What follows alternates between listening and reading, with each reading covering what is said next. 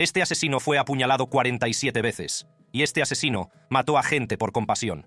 No hay nada más satisfactorio que saber que un monstruo asesino sufrió un destino terrible.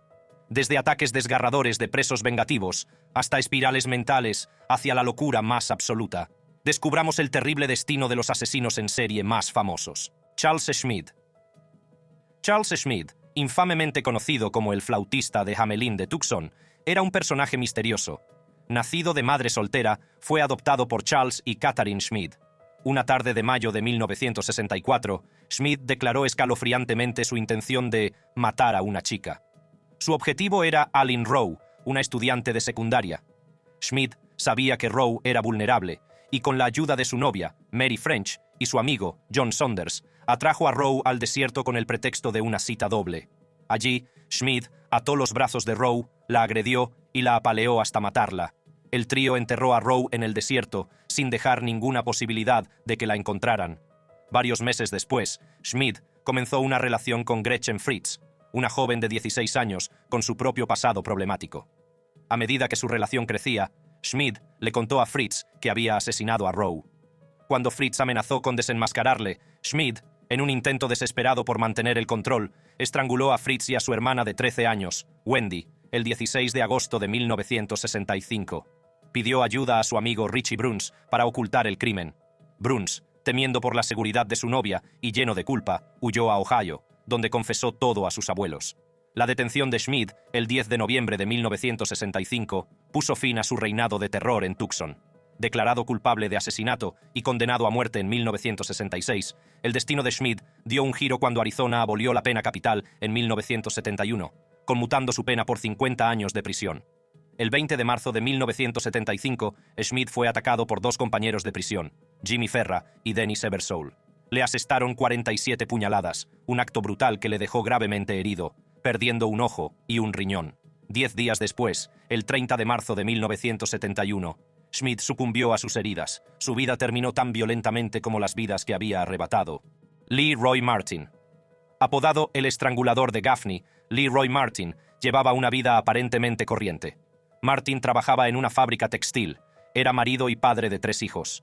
El 20 de mayo de 1967, una mujer llamada Annie Lucille Dedmond desapareció, solo para ser encontrada sin vida, estrangulada y violada. Su marido, Roger Dedmond, fue condenado injustamente por su muerte y se enfrentaba a 18 años de cárcel por un delito que no había cometido.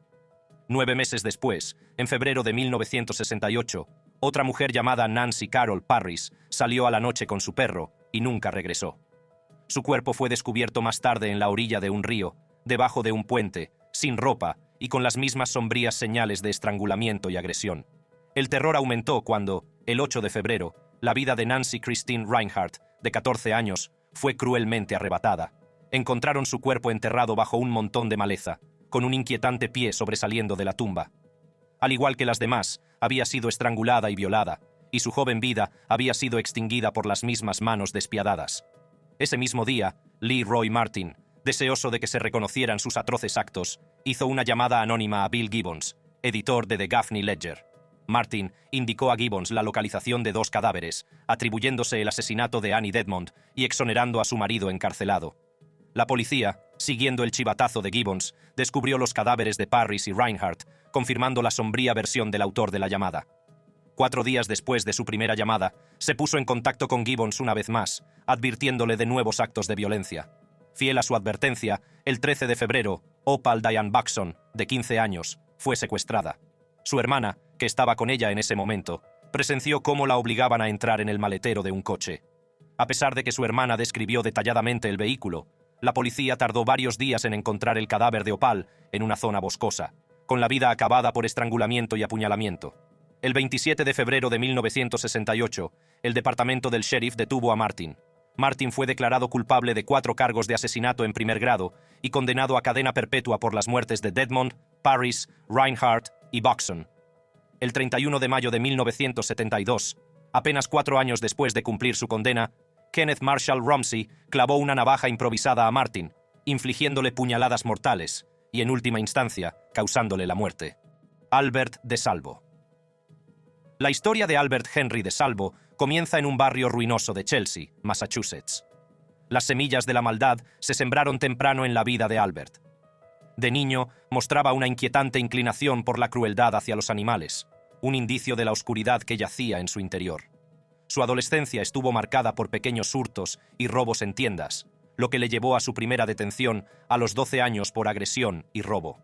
El camino del joven DeSalvo estaba trazado y le llevó al Lyman School for Boys, un reformatorio en el que la violencia y los malos tratos formaban parte del plan de estudios, tanto como la lectura y la escritura.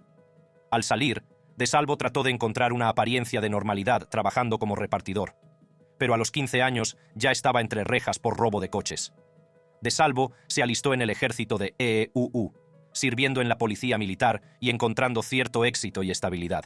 Pero la disciplina de la vida militar no pudo sofocar el caos interior.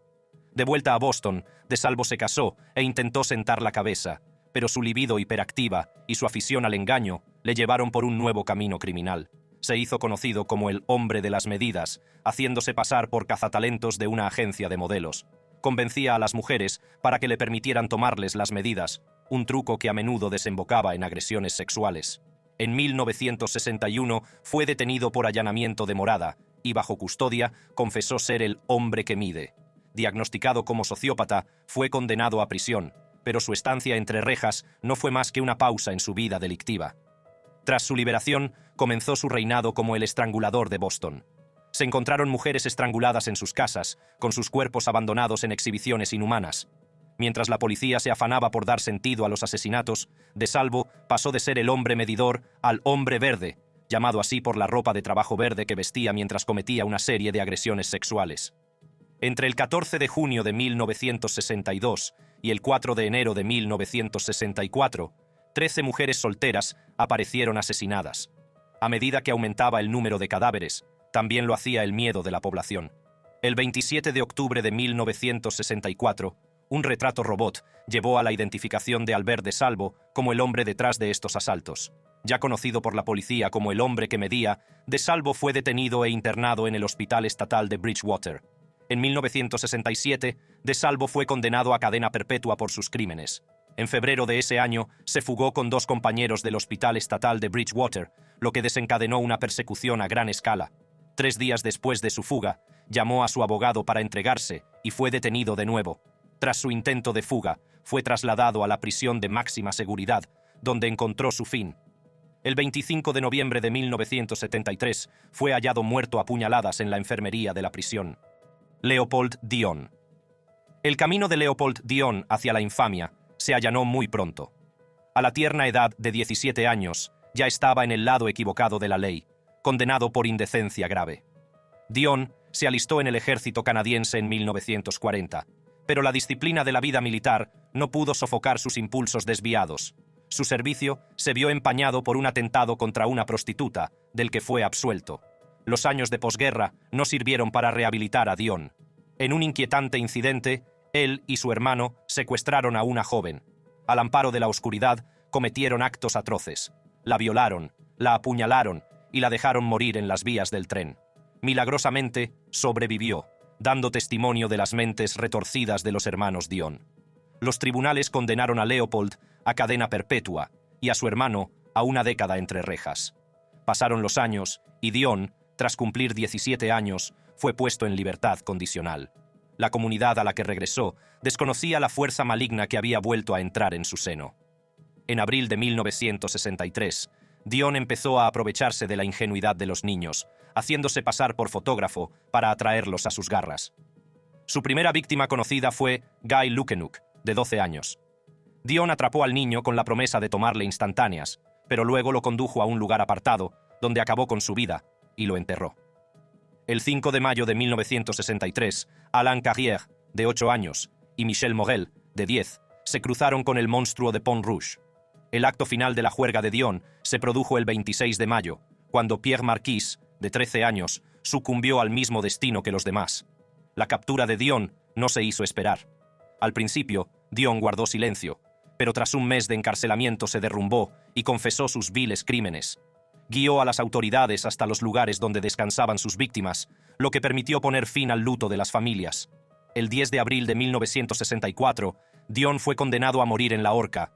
Sin embargo, la sentencia definitiva duró poco, ya que el gobernador general George Vanier la conmutó por cadena perpetua. El fin de Dion llegó el 17 de noviembre de 1972, no a manos del Estado, sino por el acto violento de un compañero de prisión. Normand Champagne, que se creía Lawrence de Arabia, le clavó una cuchilla improvisada y acabó con su vida. Donald Harvey. Los primeros años de vida de Donald Harvey en Boonville, Kentucky, estuvieron marcados por penurias y traumas personales indescriptibles.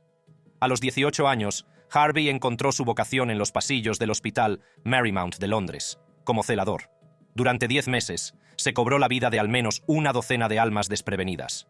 Su método: un cóctel de arsénico, cianuro y asfixia, administrado con un frío cálculo que contradecía su apariencia juvenil. Las víctimas de Harvey eran diversas y numerosas. Hombres y mujeres, jóvenes y viejos, tenían en común su desafortunado cruce de caminos con el hombre que llegaría a ser conocido como el Ángel de la Muerte. Harvey afirmaba haber comenzado su matanza por un equivocado sentido de la piedad, para aliviar el dolor de los enfermos terminales. Durante 17 largos años, los crímenes de Harvey pasaron desapercibidos. En marzo de 1987, empezó a caer el telón sobre la truculenta actuación de Harvey. La repentina muerte de John Powell, un paciente que había sufrido un accidente de moto, hizo saltar las alarmas cuando la autopsia reveló la presencia de cantidades letales de cianuro en su organismo. Como persona de interés, el pasado de Harvey se sometió a escrutinio, revelando un inquietante incidente en el que fue sorprendido robando partes de cuerpos para rituales ocultistas en el Hospital de Veteranos de Cincinnati. Este descubrimiento, unido a su proximidad a un aumento de las muertes de pacientes, le llevó a ser interrogado por las autoridades. ¿Había habido otras muertes? Las enfermeras presentaron pruebas irrefutables que vinculaban a Harvey con al menos 24 asesinatos. Ante la perspectiva de la pena de muerte, el abogado de Harvey llegó a un acuerdo. A cambio de cadena perpetua sin libertad condicional, Harvey confesaría todos sus crímenes. En una sesión maratoniana, admitió haber matado a 24 personas, aunque más tarde declararía que la cifra se acercaba más a 70. El 26 de octubre de 1987, Harvey ingresó en el sistema penitenciario de Ohio, olvidada su libertad y sellado su legado como uno de los asesinos en serie más prolíficos de Estados Unidos. El 28 de marzo de 2017, Harvey fue encontrado en su celda, gravemente golpeado, y pocos días después, perdió la vida. Las secuelas de la muerte de Harvey trajeron preguntas y especulaciones. ¿Quién había asestado los golpes mortales? ¿Fue un acto de justicia por mano propia o simplemente la brutal realidad de la vida en prisión? Las respuestas llegarían de la mano de un recluso llamado James Elliot, acusado de asesinato con agravantes y otros cargos relacionados con la muerte de Harvey. Roger Kibe. Roger Kibe, el estrangulador de la I-5, como fue apodado, convirtió las autopistas en su coto de caza personal, donde buscaba y se cebaba con mujeres vulnerables. El oscuro viaje de Kibe hacia la infamia comenzó con la desaparición de Lou Ellen Burley en 1977. Burley conoció a Kibe con el pretexto de una entrevista de trabajo, una treta que condujo a su trágico final. Durante más de 3 décadas, su paradero fue un misterio y su familia tuvo que guardar luto. El modo de operar de Kibe consistía en atar a sus víctimas con cuerdas de paracaídas, silenciarlas con cinta adhesiva y cortarles la ropa antes de agredirlas y estrangularlas. En 1987, el reino del terror de Kibe se enfrentó a su primer desafío real. Una agresión a Deborah Ann Guffey condujo a su detención y posterior condena. Aunque inicialmente fue condenado a solo 8 meses de cárcel, esta detención sería el catalizador para descubrir el alcance de sus crímenes. Las fuerzas del orden, armadas con el testimonio de Guffey, empezaron a reconstruir el espeluznante rompecabezas del estrangulador de la I-5. En 1981, Kibe se enfrentó a las consecuencias de sus actos ante un tribunal. Fue condenado a entre 25 años y cadena perpetua por el asesinato de Darcy Frackenpole, una fugitiva de 17 años a la que había arrebatado brutalmente la vida. El verdadero alcance de los crímenes de Kibe no saldría a la luz hasta 2009, cuando, en un intento de evitar la pena de muerte, confesó los asesinatos de otras 6 mujeres. Esta confesión lo libró del corredor de la muerte, pero lo condenó a 6 cadenas perpetuas sin posibilidad de libertad condicional. Con el paso de los años, la existencia de Kibe en prisión fue ordinaria. Sus interacciones con otros reclusos fueron mínimas. La fatídica noche del 28 de febrero de 2021, aproximadamente a las 12:40 de la mañana, un funcionario descubrió el cuerpo sin vida de Roger Kibe. El autor era su compañero de celda, Jason Budrow, un satanista declarado de 40 años que cumplía cadena perpetua por otro asesinato. La oficina del sheriff del condado de Amador hizo público el informe de la autopsia el 3 de marzo, revelando que Kibbe había muerto por estrangulamiento manual. Whitey Bulger. James Whitey Bulger comenzó su carrera delictiva como ladrón de poca monta y luchador callejero. La vida delictiva de Bulger dio un giro cuando se unió a la banda Winter Hill, un conocido sindicato. Bajo el liderazgo de Bulger, la banda asaltó casas de apuestas y usureros, dominando su mundo delictivo. Su reinado estuvo marcado por el miedo y el derramamiento de sangre. Tanto los miembros de bandas rivales como los socios desleales fueron víctimas de las despiadadas tácticas de Bulger. Su influencia llegó lejos y se extendió al contrabando de armas para el ejército republicano irlandés durante los problemas. Sin embargo, esta operación se desmoronó, conduciendo a la detención de miembros del IRA y señalando el principio del fin de las escapadas internacionales de Bulger. A principios de los 80, Bulger y sus socios ampliaron sus operaciones al este de Massachusetts. Escaparon a la captura gracias a una combinación de miedo, violencia y una extraña habilidad para corromper a las fuerzas de seguridad locales y al FBI. En un intento de controlar su mundo, Bulger proporcionó información sobre la familia criminal patriarca, sus rivales, al FBI, mientras continuaba sus actividades delictivas con casi todo privilegio. Los muros empezaron a cerrarse sobre Bulger a principios de los 90, cuando un grupo de trabajo conjunto inició una investigación sobre sus operaciones de juego ilegal. Intuyendo problemas, Bulger huyó de Boston en diciembre de 1994. Durante 16 años, Bulger fue un fantasma, escapando de las autoridades y viviendo una vida de misterio. La huida de Bulger terminó en 1911, cuando fue detenido en Santa Mónica, California. La persecución, que se había prolongado durante casi 2 décadas, concluyó con una colección de armas y una serie de cargos, entre ellos 19 de asesinato. Condenado por 31 cargos, Bulger recibió 2 cadenas perpetuas consecutivas más 5 años. Encarcelado primero en Florida, Bulger sufría terrores nocturnos, un marcado contraste con el miedo que antes infundía a los demás. La salud de Bulger empezó a deteriorarse, algo habitual en muchos reclusos de edad avanzada, pero su situación se vio agravada por los enemigos que se había granjeado a lo largo de su dilatada carrera delictiva. Fue trasladado de un centro a otro, en parte por su propia seguridad y en parte por cuestiones disciplinarias. El 30 de octubre de 1818, Bulger, de 89 años, fue encontrado inconsciente, golpeado hasta la muerte por sus compañeros de prisión. Jeffrey Dahmer. De niño, los padres de Dahmer lo describían como enérgico y alegre, pero esta actitud fue cambiando a medida que crecía. Los primeros destellos de las oscuras fascinaciones de Dahmer surgieron durante su adolescencia. Desarrolló un inquietante interés por los animales muertos, coleccionaba cadáveres y los descuartizaba. Al entrar en la adolescencia, Dahmer descubrió su homosexualidad, que mantuvo en secreto, albergando fantasías de control y dominación sobre parejas sumisas. Dahmer cometió su primer asesinato a los 18 años. Stephen Hicks, un autoestopista, se cruzó con Dahmer, que atrajo a Steve a su casa con el pretexto de compartir unas cervezas. El encuentro terminó con Hicks apaleado y estrangulado, sus restos desmembrados y enterrados en una fosa poco profunda detrás de la casa de la infancia de Dahmer. La vida de Dahmer se descontroló aún más cuando se matriculó en la Universidad Estatal de Ohio, que abandonó debido al alcoholismo. Su padre, preocupado por el futuro de su hijo, le animó a alistarse en el ejército. Dahmer sirvió como médico de combate en Alemania durante 2 años, pero su servicio se vio interrumpido debido a su alcoholismo, lo que le valió una baja honorífica en 1981. De regreso a Ohio, Dahmer vivió brevemente en Florida, antes de volver a vivir con su abuela en Wisconsin. El año 1987 marcó la reanudación de la ola de asesinatos de Dahmer. Su segunda víctima, Stephen Tuomi, fue encontrada en un bar y atraída a una habitación de hotel con promesas de compañía. Dahmer se despertó y encontró a Tuomi muerto, sin recordar nada de lo ocurrido la noche anterior. Presa del pánico, compró una maleta grande para transportar el cuerpo de Tuomi a casa de su abuela, donde desmembró los restos y se deshizo de ellos. El patrón de Dahmer de atraer, drogar y matar continuó, y cada acto era más retorcido que el anterior. Frecuentaba bares y baños gays en busca de víctimas, a menudo estigmatizadas por la sociedad, cuyas desapariciones a veces pasaban desapercibidas. Los métodos de Dahmer eran cada vez más grotescos e incluían la necrofilia y la conservación de partes del cuerpo.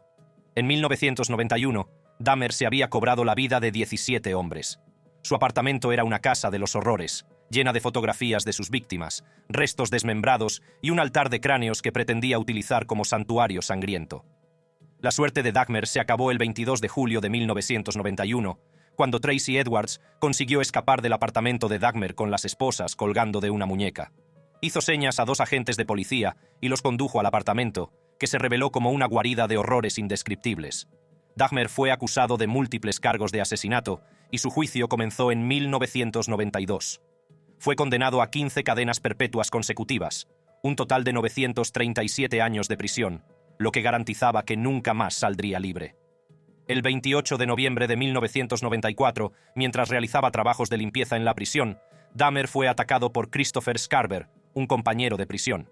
Scarver, armado con una barra de metal de la sala de pesas de la prisión, asestó golpes mortales a Dahmer, que sucumbió a sus heridas y fue declarado muerto en un hospital cercano. Leslie Bailey.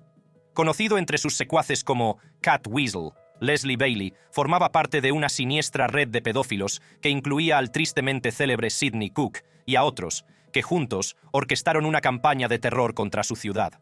La línea temporal del terror comenzó a desarrollarse el 1 de junio de 1984, cuando Mark Tildesley, de 7 años, desapareció. El niño había estado disfrutando de los inocentes placeres de un parque de atracciones en Wokingham, Berkshire, cuando fue atraído con la promesa de caramelos. Fue una treta orquestada por Cook, pero en compañía de Bailey y otro cómplice, Lenny Smith. Los sombríos detalles que surgieron pintaron un cuadro de horror inimaginable. Mark fue llevado a una caravana, donde, según las escalofriantes confesiones de Bailey, fue drogado y sometido a una orgía de violencia sexual que culminó con su estrangulamiento. El cuerpo del joven nunca se recuperó, dejando un vacío que ningún paso del tiempo pudo llenar. A medida que avanzaba la investigación sobre la desaparición de Mark, quedó claro que no se trataba de un incidente aislado. Bailey, Cook y su banda estaban implicados en un patrón de conducta depredadora que tenía como objetivo a chicos de entre 6 y 14 años. El caso de Jason Swift, un chico de 14 años cuyo cuerpo sin vida fue descubierto en un campo de Essex en noviembre de 1985, puso aún más al descubierto el alcance de su depravación. Jason había sido drogado, agredido sexualmente y asfixiado. En los juicios que siguieron, Bailey y sus cómplices tuvieron que enfrentarse a la justicia, pero no sin antes repartirse las culpas entre los miembros de la banda. A pesar de los intentos de eludir su responsabilidad, Bailey fue el único que pareció aceptar su papel en las atrocidades. Ya estaba cumpliendo condena por su participación en el asesinato de Jason Swift, cuando también fue encarcelado por el asesinato de Mark Tildesley en 1992. En octubre de 1993, Bailey encontró su fin, no a manos de la justicia, sino por la violencia de sus compañeros de prisión. En una celda diseñada para mantenerle a salvo de cualquier daño, Bailey fue estrangulado con una ligadura. Su vida fue arrebatada brutalmente, como lo había sido la de otros. José Antonio Rodríguez Vega. José Antonio Rodríguez Vega surgió en un mundo que, décadas más tarde, retrocedería horrorizado ante su sola mención. En los años 80, Rodríguez Vega probó la amargura del rechazo después de que su mujer le abandonara. Este abandono no le sentó bien y volvió a casarse, esta vez con una mujer discapacitada mental. De cara al mundo exterior, mantenía la fachada de marido devoto, pero a puerta cerrada, sometía a su nueva esposa a indecibles actos de tortura y humillación. En 1987, Rodríguez Vega, que había salido de la cárcel apenas un año antes, tras cumplir condena por delitos menores, se embarcó en una oleada asesina que aterrorizaría a las ancianas de Santander.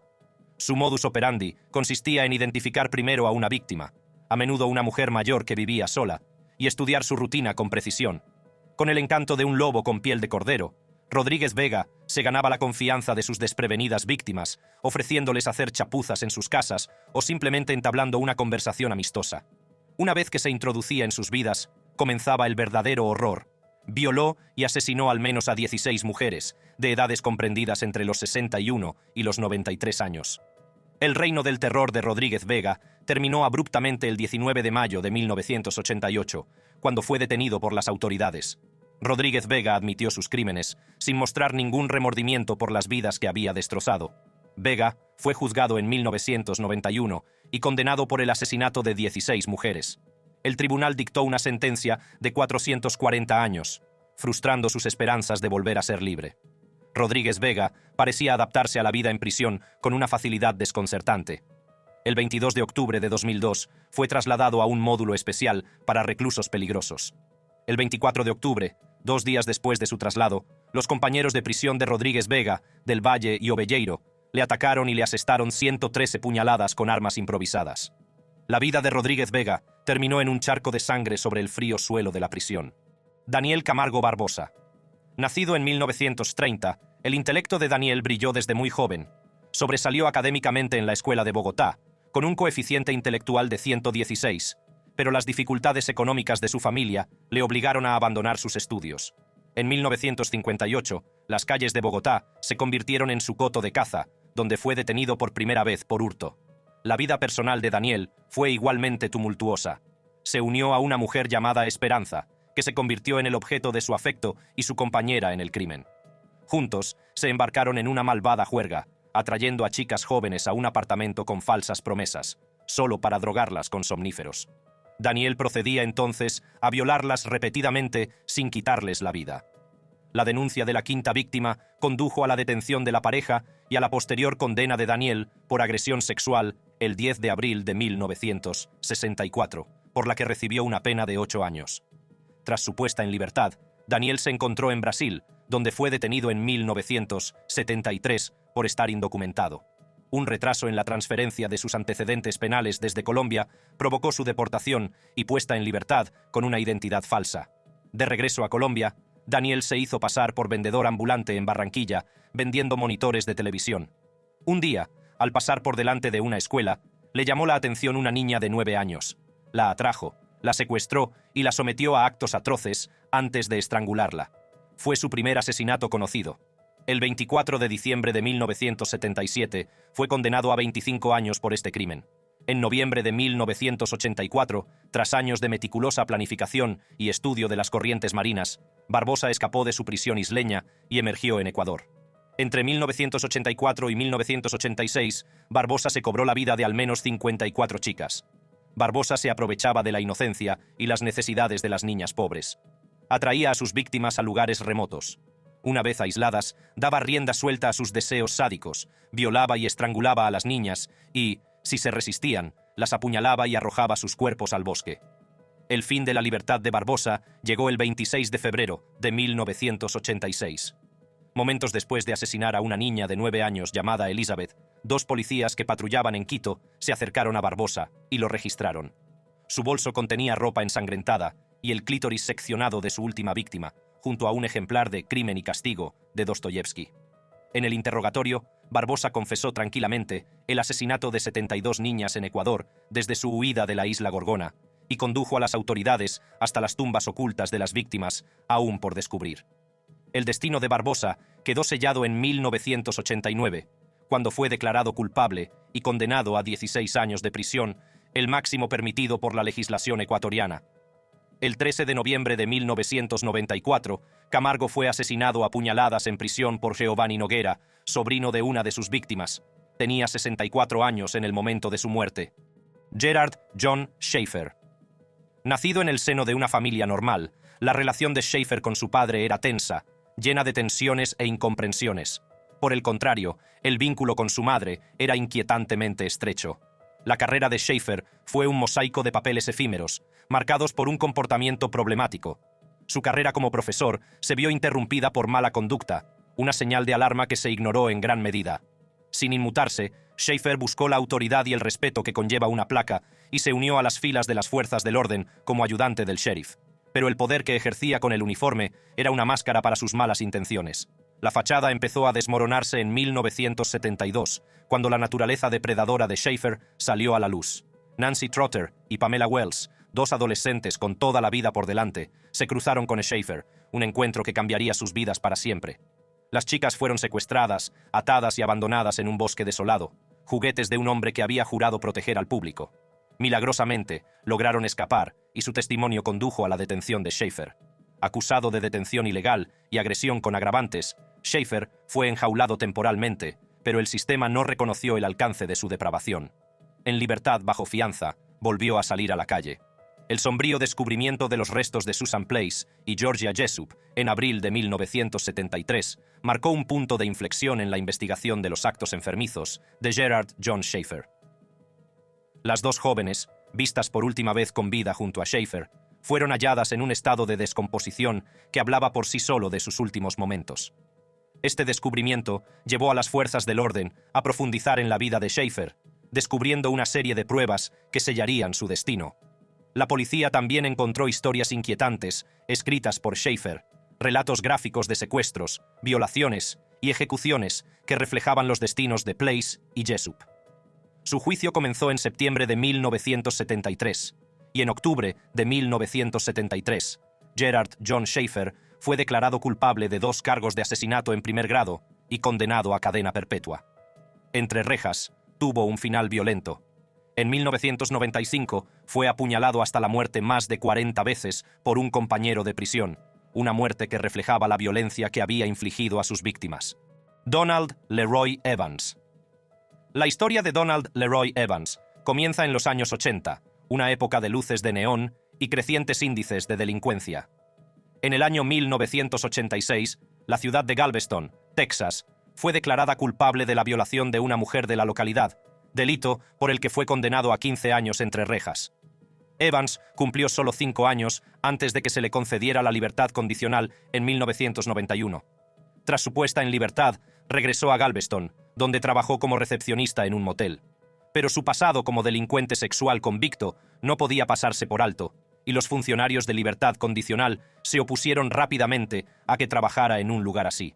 Dado de baja y deshonrado, Evans se encontró una vez más sin propósito, con sus instintos depredadores sin control. Durante este tiempo, el comportamiento criminal de Evans se intensificó. En el verano de agosto de 1991, Evans secuestró a una niña de 10 años llamada Beatrice Louise Ruth en un parque de Gulfport, Mississippi.